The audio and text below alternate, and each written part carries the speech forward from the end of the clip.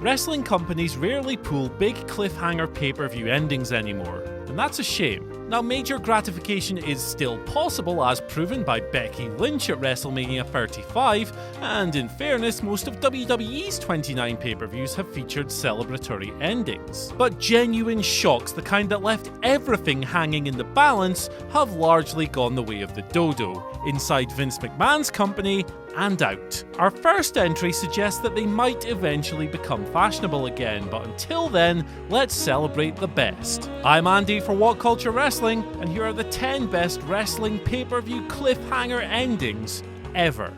Number 10. Jon Moxley Disrupts AEW Double or Nothing. At Double or Nothing, Jon Moxley debuted his reinvented old self by ripping the stigma of Dean Ambrose to shreds. Appearing through the crowd to no entrance music, this wonderful production detail added an authenticity to the angle and cast Moxley as a disruptor. He performed as an outlaw as well, by flooring both Chris Jericho and a hapless innocent referee.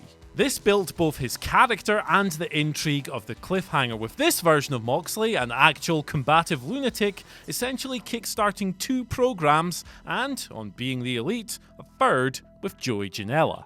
The performance matched the production. When Moxley soaked in the crowd like oxygen before letting out a silent but deafening he made it seem as if AEW was the most vital promotion in all of wrestling. He also framed his new home as a profound emotional release from the WWE asylum in a stunningly effective declaration of war. Number 9. Austin tries to kill Triple H at Survivor Series 2000. Vince McMahon used to go daft for a spot of attempted murder, and Survivor Series 2000 saw Steve Austin's match with Triple H turn a little bit nasty. 1 year prior, Austin was ran down by Rikishi, who, it was later revealed, was put up to it by Triple H, leading to this feud. So what did Hunter do? Well, he tried to run Stone Cold over again, of course, but he messed it up, particularly when he sent henchman Chris Benoit away to find the missing rattlesnake. Cue Stone Cold in a goddamn forklift, baby! Austin scooped Hunter's car up, lifted it, and dropped it from 30 feet. It landed on its roof with Triple H still inside, giving Austin a measure of revenge. Revenge that probably should have seen him arrested, but never mind that. Number 8. The Corporate Champion, Survivor Series 1998. It took several turns for The Rock to get over as a WWE main eventer, and this might be his most important. The Great One was electric. His presence and promos made it hard not to root for him, with his growing popularity leading to him going face in the lead up to his WWE title promotion, and a Survivor Series 1998 showdown with the Vince McMahon affiliated Mankind. The Corporate Champion was born that night. Vince McMahon called for the bell as The Rock locked his opponent in a sharpshooter, recreating the Montreal Screwjob. And Mankind, well, he was baby-faced in the process. He demanded an explanation from the McMahons afterwards, but ended up eating the rock bottom that cemented Rocky's new alignment and alliance, though the broadcast eventually closed with Steve Austin running this proto-corporation off. The Rock would eventually turn face again before long, but the cliffhanger around which his first WWE title was won remains a pivotal moment in his career. Number 7. Kurt Angle's shocking debut, TNA No Surrender 2006. Christian had already debuted in TNA before Kurt Angle showed up, but this felt less like a jump and more like a roll of the dice for a mid-card fixture with more belief in himself than WWE had ever shown. Angle was different. Released by WWE over health concerns in 2006, TNA benefited from his dragon-chasing recklessness. In an atypical move, the company normalized its subsequent acquisitions to an often hilarious extent. TNA would frame Angle as a massive get by closing the pay-per-view with his vignette and creating a huge, buzzworthy story in the process.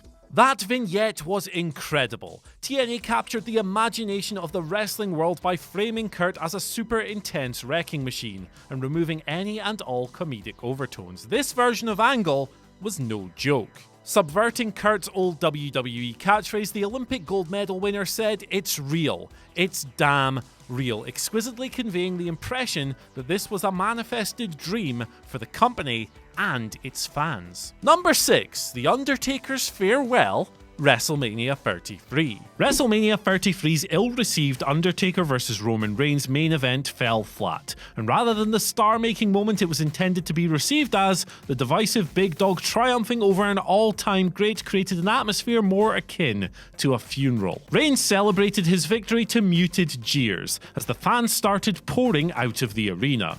But something stopped them. It was the dead man, rising, it seemed, for the very last time. Defeated and deflated, the broken legend clambered to his feet, pulled off his gloves, and left them, his coat and hat, in a neat little pile in the middle of the ring. A rare kayfabe-breaking moment saw the most old school of old school wrestlers kiss his wife, Michelle McCool, at ringside, then walk away from everything. Halfway up the ramp, Taker raised his fist in the air. A moving platform then took him from sight, and his gong sounded thrice. And that was that. Apparently, the end of the dead man. There was an ambiguity in the air, but it felt very much, in the moment, like it was a farewell.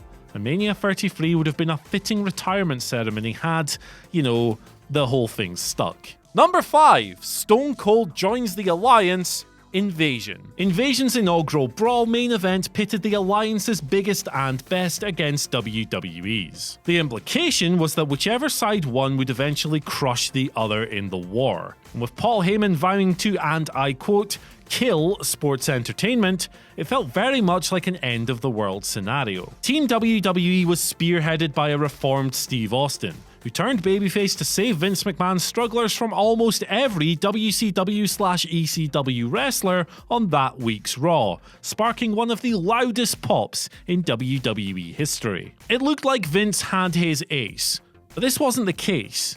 Austin swerved Team WWE by delivering a stunner on teammate Kurt Angle, gifting Booker T the decisive pinfall victory. Invasion then closed with Stone Cold celebrating with Shane, Stephanie, and Heyman.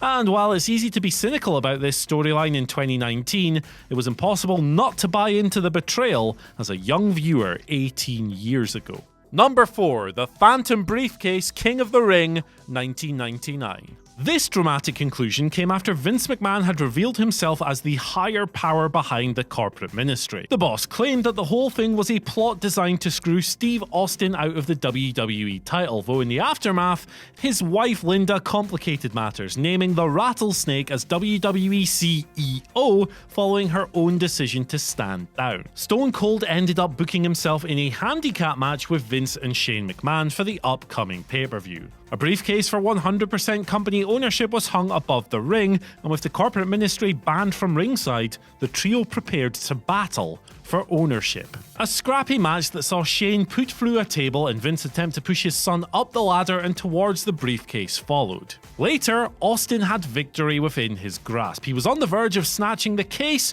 when it was suddenly raised from above away from his grasp, costing him the match before Shane toppled both competitors, claiming the victory for himself. King of the Ring 99 closed on a whodunit, but that it remains unresolved is a misconception. The Big Boss Man was actually revealed as the culprit on the following night's Raw, although everyone seems to forget that. Number 3. Steve Austin's deal with the devil, WrestleMania X7. Coming at the end of one of the most critically acclaimed wrestling matches ever on one of the most critically acclaimed wrestling pay-per-views ever, this cliffhanger signaled the end of WWE's last true boom period. Steve Austin vs. The Rock is an all-timer. A tough physical battle between the Attitude Era's two leading lights, it's a relentless war, completely lacking in lulls. Two world-class performances took the story of Stone Cold needing to beat the Great One to a different level, with Austin's escalation in aggression and viciousness as well sold by Rocky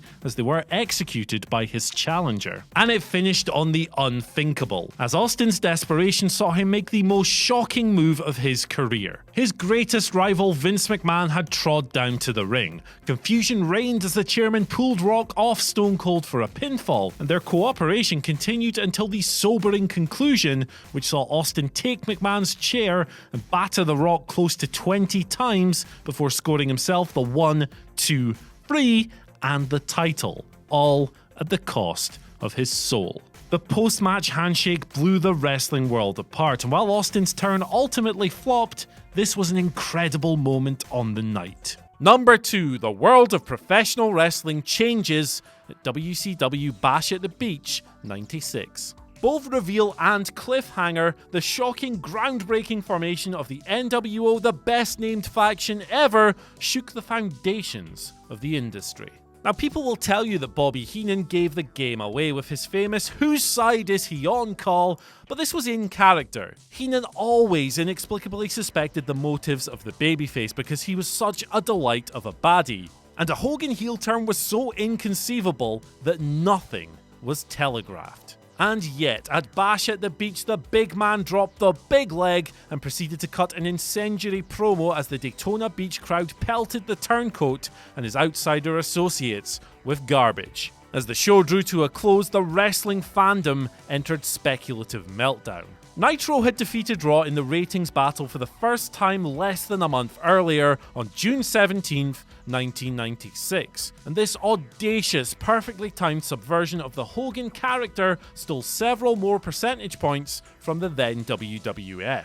Hogan had explained his motives, but how this would affect the complexion of Nitro created a surge of interest among WCW fans, as well as the WWF turncoats who followed Hogan's lead. Number 1. Punk's Kiss Goodbye, Money in the Bank, 2011. WWE's Summer of Punk peaked here, where the post-pipe bomb voice of the voiceless had promised to unseat corporate golden boy John Cena as WWE champion and then leave WWE with the belt, as his contract expired that very night. A perfect avatar for the audience's long-held frustrations, Punk's challenge created an incredible atmosphere in his Chicago hometown, and with the stakes higher than ever before, a classic battle followed. Vince McMahon and John Laurinaitis tried to intervene, but they couldn't stop Punk. Nobody could, and his go-to-sleep eventually put Cena away to a cathartic explosion from the sold-out building. Panic and disbelief etched across his face, McMahon ordered Money in the Bank briefcase holder Alberto Del Rio out in a desperate attempt at saving the belt. But when Bertie was thwarted with a single kick, all Vince could do was stare jaw agape as Punk sat on the barricade, blew him a kiss, and disappeared through his people. That the angle felt legitimate makes this the most compelling WWE pay-per-view cliffhanger ever. In reality, Punk had signed a new contract 1 hour before hitting the ring, but nobody knew that at the time, and the entire wrestling world was worked. So that's us then, but what are your favourite WWE pay-per-view cliffhangers ever? Let us know down in the comments below. Once you've done that, don't forget to like, share and subscribe, then follow us at WhatCulture WWE and me at Andy H. Murray if you like bad jokes and good Baron Corbin takes. Goodbye!